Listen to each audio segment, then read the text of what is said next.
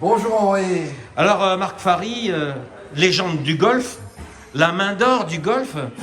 Félicitations, président. Il faut vous appeler comme ça dorénavant, hein. Vous êtes le président du comité des joueurs de Legends Tour. Heureux? Très heureux parce que c'est une grande première. Généralement, c'est un poste qui est réservé aux anglo-saxons et c'est très rare qu'ils prennent quelqu'un du continent. Oui. Et je dirais même plus, c'est rare qu'ils prennent un Français. Ah, c'est carrément une première. Donc c'est vraiment une grosse nouvelle et évidemment très heureux. Mais comment vous avez été choisi? J'ai été choisi par mes pairs. Il y a eu un vote qui a été fait par les différents membres du comité et à l'unanimité, mon nom est sorti du chapeau. Chouette. Alors, Marc Fary, vous avez joué avec les plus grands, hein. Les plus grands. Oui, j'ai eu cette chance, les Tiger Woods, les Nick Faldo, les Ballesteros. Une petite anecdote pour commencer. J'en ai une super, je me souviens, on jouait l'Open de Monte Carlo, ça devait être dans les années 90, et je joue le troisième tour avec le grand Severiano Ballesteros. Oh là. Et on arrive sur un par 3 très long, j'ai oublié le trou, ne m'en voulez pas, et de là il fait un trou en un. Et je le vois, qui commence à avoir une petite larme qui coule. Ah. Et je lui dis en espagnol, magnifique, super, mais c'est quoi cette petite larme? Il me dit, Marc, c'est mon premier trou en un en tournoi. Wow. Ballesteros, Magnifique. inimaginable. Alors justement, Marc, vous pensez golf, vous vivez golf depuis tellement longtemps, et je me dis, tiens, ici, au Pro-Am Pay and Play du golf d'Ulysse, on est un peu chez vous, non? Ça c'est clair, moi j'habite à côté, ici ils sont très gentils. On les voit très souvent, le parcours est sublime, il y a une très belle équipe, que ce soit la restauration, que ce soit la réception, le greenkeeper est génial. Donc oui. On est presque en famille, quoi. Hein? Ça c'est sûr. Alors dites-moi, Pay and Play Golf Tour, est-ce que c'est pas une idée qui est importée des USA? Est-ce que ça marche ici? Ça peut... Et on fait tout pour que ça marche, parce qu'évidemment c'est une formule un peu différente. On a besoin de partenaires, mais ceux qui mettent le plus d'argent, c'est les joueurs. Donc en fait, il y a un pot commun entre l'entrée que les joueurs vont payer pour participer, plus les quelques sponsors que j'ai.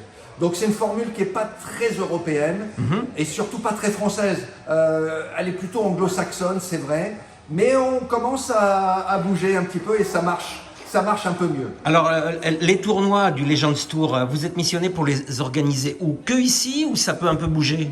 Non, pas du tout. Ça va partout. Je suis multicarte, si je puis dire. Donc, l'année prochaine, on va en faire en Suisse.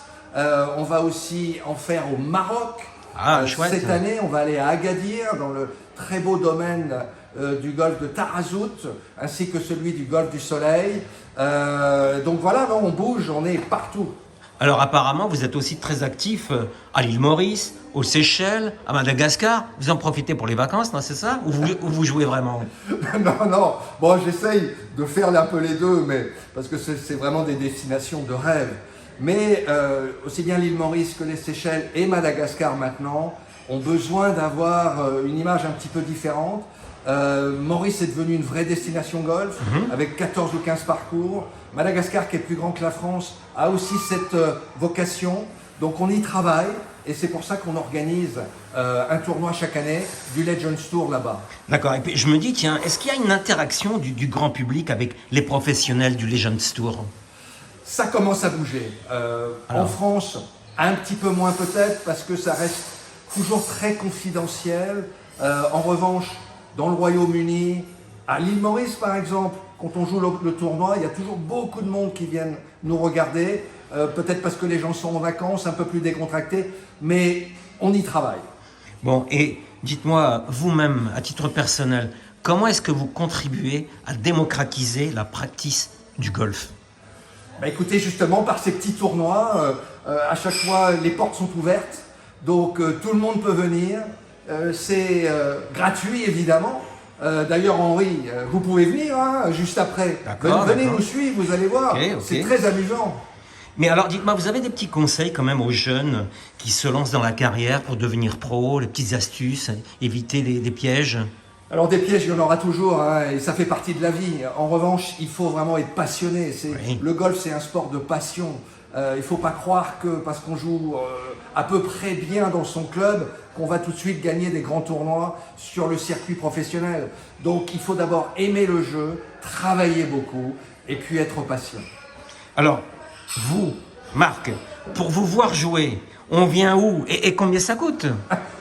Alors ben là déjà vous pouvez venir. Tous les tournois que j'organise, donc c'est PN Play, il y en a à peu près 7 ou 8 en France, on en a joué 3 en Normandie là en début du mois d'avril. Là on en a 2 dans cette région, un aujourd'hui au Lys, le prochain au Golfe d'Ablège qui est vers Cergy-Pontoise. Vous venez, c'est gratuit, vous rentrez, personne ne va vous demander quoi que ce soit et vous pouvez suivre les joueurs. La seule chose, n'oubliez pas d'éteindre votre téléphone. Bon, là vous avez l'air prêt, Marc, à jouer, chaud bouillant. On peut vous suivre? On y va? Bien sûr, allez-y, allez. Merci Marc.